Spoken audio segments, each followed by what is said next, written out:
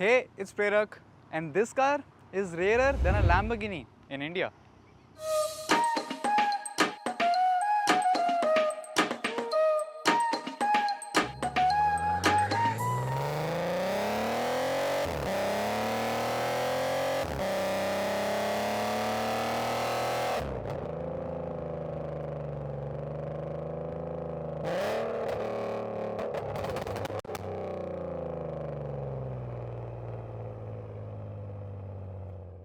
But isn't this just a Skoda Superb?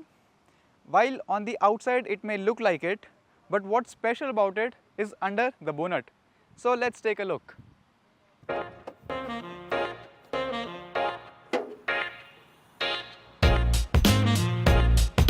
This is not your regular 1.8 TSI or a 2-liter TDI Superb. This is a 3.6 VR6. Not only that, but this vehicle is all-wheel drive as well to handle all the power that this car makes. This is a 260 HP 3.6 VR6 motor. But what is a VR6? We have heard of the V6, we have heard of the inline 6. Let's combine them both. That makes a VR6. But what is the need for a VR6 when V6s and inline 6s exist? Well, an inline 6 in a transverse configuration is a really long engine. So it takes up the entire engine bay and it makes it very difficult to work on them. And a V6 is really compact, takes up less space. But it is really complicated. It has 2 banks, 2 camshafts. If you're thinking of a DOHC engine, then there are 4 camshafts that you need to handle. So that's really complicated. The VR6 is an amalgamation of both of them. It takes the advantageous parts of both and combines them into one. So this is an inline 6, but it also has a V configuration. It doesn't have a V configuration exactly that of a V6. A V6 is either a 60-degree angle or a 90-degree angle. This has a bank angle of 10.6 degrees. That is this, maybe. So it has all the characteristics of a V6 and an inline 6. The VR6 stands for V as in a V motor, R which is the German word for straight or inline, Rehin, and 6 because it has 6 cylinders. So in the end it has the advantages of the inline 6 and the V6 and the disadvantages from none. The disadvantage of a V6 is that it has 2 different banks, 2 different heads, more cams to handle. And the disadvantages of an inline 6 is the size. So it has none of the disadvantages but both the advantages. It has a single head with a dual overhead cam setup and it has the compactness of a V6. It is even more compact than a standard V6. So that's what makes this engine a legend. This engine is so legendary in fact that it has been installed in almost every form of vehicle that you can think of. From a forklift to a family van. Everything in between is covered. A hatchback, the R32 from the Mark III, Mark IV, Mark V. The station wagons, the R36. And every other car that you can think of, including this sedan. Until recently, I think until 2023, it was offered in the Atlas as well. So this engine has been in production for over 2 decades. So it has been in everything that you can think of. There is even a VR6 bike, but it's not by Volkswagen. It's a separate brand of its own. Well, now that we know that this is a great engine, but what makes this car rarer than a Lamborghini in India? Back in 2010, when this car was new, they were sold at a price of 28 lakhs ex-showroom, which makes it almost 30 lakhs on road. For a petrol vehicle, which drinks fuel like nothing else. Back then, petrol vehicles were not famous to begin with. Not many people would purchase them. They would always go for the diesel alternative, which this car had, the 2-liter TDI, which is really common. A little bit rarer than the 2-liter TDI is the 1.8 TSI. It was not sold well again because petrol drinks a lot of fuel. Then double the capacity of it, 1.8 times 2, 3.6. This drinks fuel like nothing else. It has 6 cylinders. This does not give an average fuel economy of above 6 or 6.5 kilometers per liter. So it was not really liked by the consumers. People just wouldn't purchase them. The target audience for the Skoda Superb was someone who wished to sit in the lap of luxury while going to their office. It was probably a businessman who would purchase this car. This was for the audience who would want to sit in the lap of luxury, but they would also want to go faster. There were not many people back then who understood this car or purchased this car. Most of these cars were still with Skoda and they were sold to managers. This car was purchased from a manager who were working at Skoda back then. So it wasn't sold very well. That is why it is very rare to spot these days. And most of the ones which were sold are unfortunately scrapped by now. Because if anything fails in this engine, the parts are not very easy to find. Now you and I know that this is no ordinary Superb. But how can a normal spectator know that this has a bigger engine under the hood? There were no cues around the car which say that this has a V6 or it is a all-wheel drive. There are no cues all around the car. Nowhere does it say V6, all-wheel drive, 4x4, nothing like that. So what are the telltale signs that you are looking at a Superb VR6? First of all, the rims. VR6 in India was the only Superb to be sold with 17-inch rims by Skoda. Why the 17-inch rims? Because it has bigger 345mm brakes. The 16-inch wheels cannot clear those brakes. So 17-inch rims were given as standard on the VR6. It has bigger 345mm rotors up front and bigger 310mm rotors at the rear because it is an all-wheel drive. Another telltale sign that you are looking at a VR6 were the quad-tip exhaust setup. This car had 2 cats, 1 resonator and 2 mufflers behind those tips. The owner of this car has gone for a custom exhaust setup. So it has nothing at the front, no cats, no resonator. What it has is 2 really quiet resonators behind the tips, that is all. So this car has quite an exhaust note.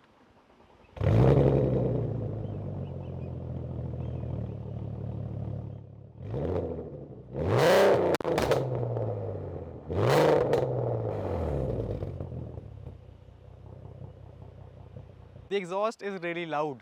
I cannot show you the full potential of it right here. This is pretty much a residential area. Later on, I will show you some flybys on the highway. But the exhaust note has a bit of V6 sound in it. But not quite, because the exhaust note is unique to the VR6. That is because of the unequal length intake and exhaust runners. The pistons in this engine are installed in a staggered setup. 1, 2, 3, 4, 5 and 6, which makes the intake lengths and the exhaust port lengths different for each cylinder. So the rumble is really unique to the VR6. It is different than a V6 and an inline-6. Other than the wheels and the quad-tip exhaust, there were not many signs on the outside that this car has a VR6 inside of it. The suspension was a little bit lowered, but you cannot really tell that apart from a normal Superb. This car has a 1-inch drop suspension setup installed, which is installed by the owner, not by factory. The stock setup is just a little bit lower than the normal Skoda Superb. On the outside, no more signs, but there is one sign on the inside that this is different than a Superb, and that is this gear knob. It says 4x4 DSG on it. Other than that, there is no other sign on this car that it has a V6 or it is a 4x4. This transmission is a DQ250, which is a 6-speed wet clutch dual clutch transmission. It is all-wheel drive compatible, so this car is all-wheel drive. This car is running a Gen 4 Haldex system, which is an on-demand all-wheel drive system, which means if the front wheels lose grip, only then the rear wheels will start to spin. This also has launch control. This car makes so much noise during launch that it is impossible to launch it anywhere without getting so much unwanted attention. But other than that, there are no signs that this packs so much punch. It is all-wheel drive, it has a V6 engine, it has massive brakes. Apart from that, it is just a regular Skoda Superb. And I have always been fond of these cars. They are filled with their own quirks. Let's see a few of them. You might have seen split tailgate vehicles before, like the Land Cruiser. There are even vehicles in which you can open the rear windshield to just add stuff to the boot. This car is a little unique. It also has a split tailgate, but it has 2 modes in which it can open. There is a smaller mode. If you are putting something really small, which is not that big, and you just need to toss it in the boot of the car, you can open this half of the tailgate. But there is a secret button on the side. You press that, this light flashes 3 times, letting you know that the entire boot can now be opened. If I click the center button again, the entire boot opens. You can add so much stuff to this car now. Isn't that crazy? And it is unique to the Skoda Superb. That is so cool. It is also soft close, so you don't have to slam the boot, just leave it. It will close on its own. Another cool thing about this car is the immense length of the rear door. It is almost as long as the front door and it opens to almost 90 degrees. Almost. It welcomes you into the rear cabin, which has so much leg room. This car was targeted towards the chauffeur driven. At the rear, you have immense amount of leg room. There is just so much leg space. There is good under thigh support as well if I sit upright. The front seat has been positioned in a place where anyone could sit comfortably. You also get rear AC vents on the B pillar, which is such a cool thing. Mostly the rear AC vents are located in the center, but they are right here so that they can hit straight at your face. At the rear, you get cup holders in the center armrest. You get a comfortable center armrest, which doesn't want to come out right now. Yep. You get cup holders inside of the armrest.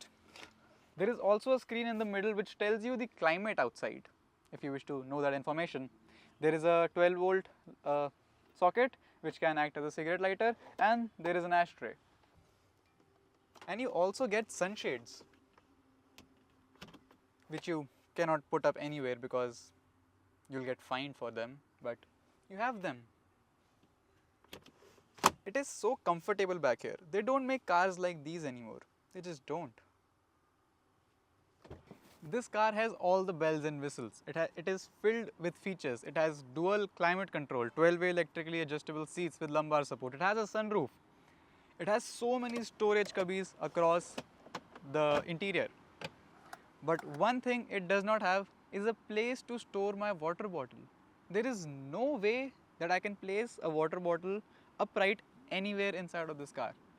I just have to put it slanted in these tiny cubbies in the door.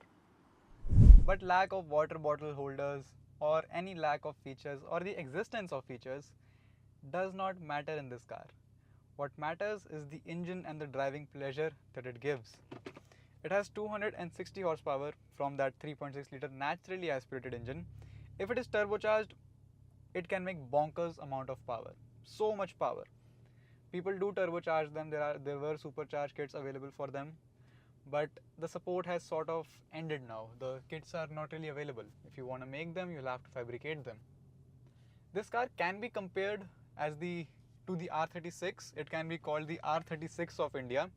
R36 was a Passat wagon which was given with the 3.6 liter VR6 engine.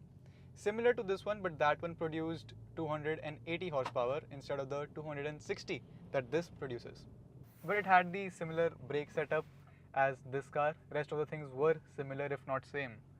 So this can be called the R36 of it with an asterisk. But this is the pleasure of this car. This.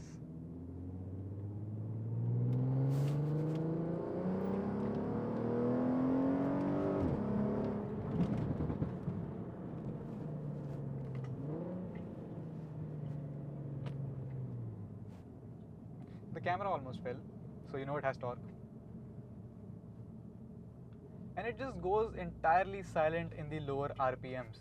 This car idles at a staggering 600 RPM.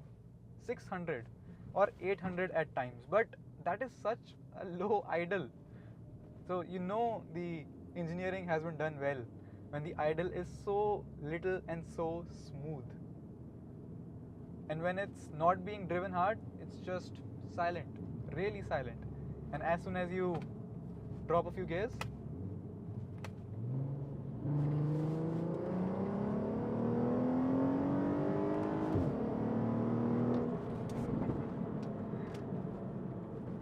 that dual clutch transmission just suits the VR6 so well. Now there are mods done to this car. This is not entirely stock. It is running a stage 2 eTunes grease tune. and it has been lowered on airbag suspension, and it has Bilstein B4 shocks. It has 18-inch BBS rims, and it has a beautiful carbon fiber steering, which is a little worn down now. I think it's time for a change on this steering. But other than that, the car is basically stock. It just has a custom exhaust other than that, which does give it a little bit more peppiness. This car is such a sleeper. Most people think that all that noise that was just made should be coming out of a supercar or something. But they never think that it can come out of a Skoda Superb as well. They think that all Superbs are just diesels, right? But then you downshift a couple of times and you make all that noise.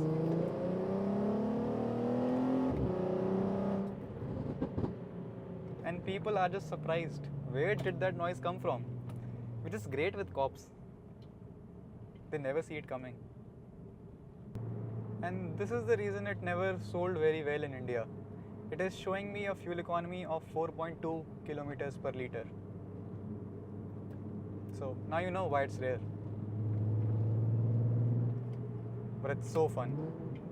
I can do this all day. It will cost me a lot of money in terms of fuel, but I can do this all day.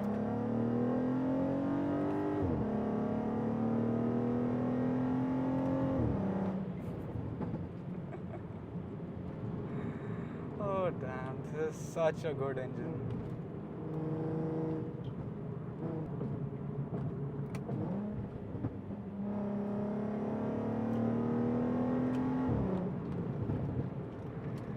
Oh man, so cool.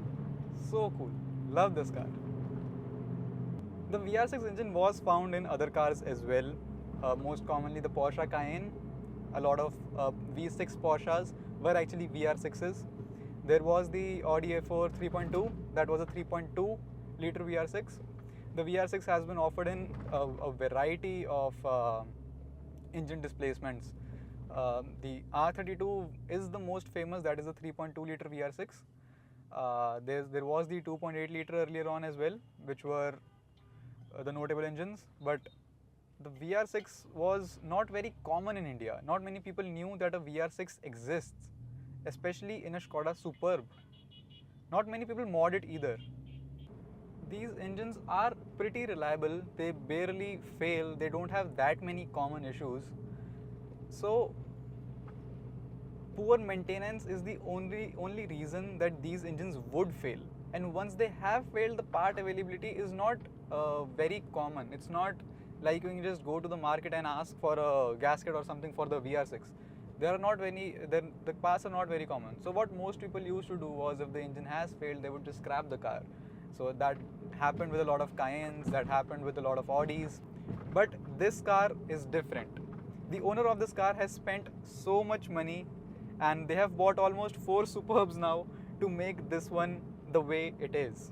They have had 2 Skoda Superb VR6s, and they had to swap a lot of parts to make this one perfect, so that this runs great. They have also got this car tuned bias, so that it is that much more refined, that much more responsive than the stock form. So it is really about spending the time, spending the money, and putting in the efforts to have these cars running right for such a long time. This is a 2010 vehicle, it's 15 years old. Till this time, a lot of the parts just get perished, but this car has a lot of replaced parts in it, because it was not this way when he bought it. It was really different, and he has spent he has spent so much time and money into making the car like this, so that he can enjoy it whenever he wants to. He can just take this car and just go.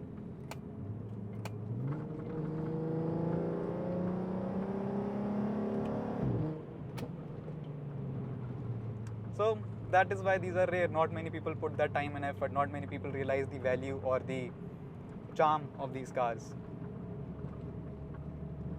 But I'm in love with it. It's such a good engine. It's such a good car. It's so comfortable. I'm just cruising down the highway, and whenever I want to, I can just punch it and it'll just take me to 200. It's crazy. So that was all I wanted to talk about on this Skoda Superb VR6. Huge shout out to the owner for lending me their car for the shoot. If you have any cool, quirky, rare cars in your mind, do let me know in the comments down below. I wish to bring such cool cars to this channel so that everyone knows about them and they can appreciate them.